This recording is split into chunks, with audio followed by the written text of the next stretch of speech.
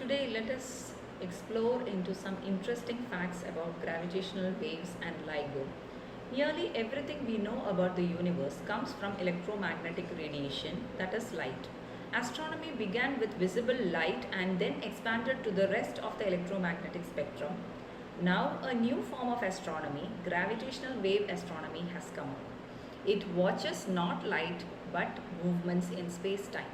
Along with the new astronomy has come a new kind of observatory, which is laser interferometer gravitational wave observatory, or the LIGO. So, what are these gravitational waves? According to Albert Einstein's theory of general relativity, gravity is not a force reaching out through the universe. It's a bending of space-time. When an object accelerates, it distorts the space-time around it, and that distortion travels away from the source at the speed of light. In short, gravitational waves are ripples in space-time.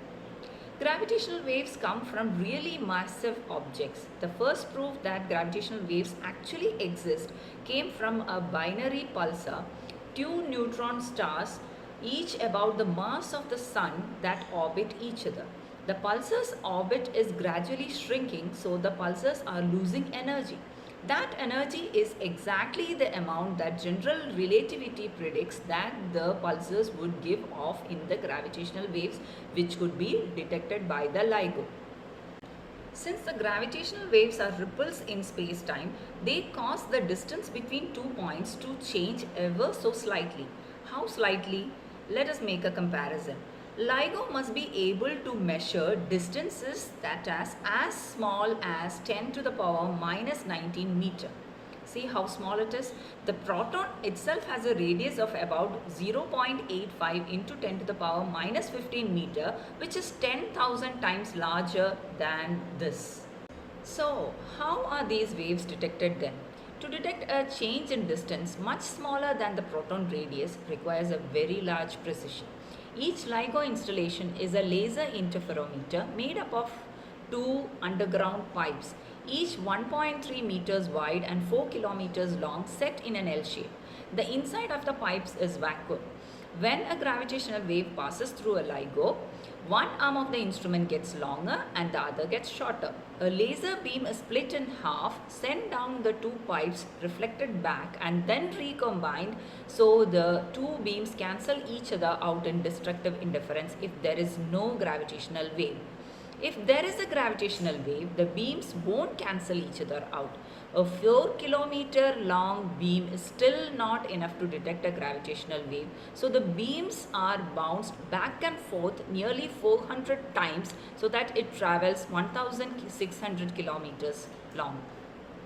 LIGO detects such a small change in distance that it can detect a lot of other vibrations too. For example, the speed limit of LIGO is 16 km per hour to minimize vibrations from nearby cars. One source of noise is gravity gradient noise, which is the minute change in Earth's gravitational field when a vibration passes through the ground near the mirrors. The mirrors that reflect the light weigh 40 kg, nearly 88 pounds, and hang by silica fibers in a very complex suspension system. To make sure that LIGO does detect gravitational waves and not just passing cars, there are two LIGO installations, one in Livingston, Louisiana, and the other in Hanford, Washington. A gravitational wave would show up at both installations. So, what is the significance of gravitational wave and the detector called LIGO? The gravitational wave astronomy can see an entirely new side of the universe. How? If supermassive black holes 1 million times more massive than the sun itself, merge in a distant galaxy, LIGO could observe it.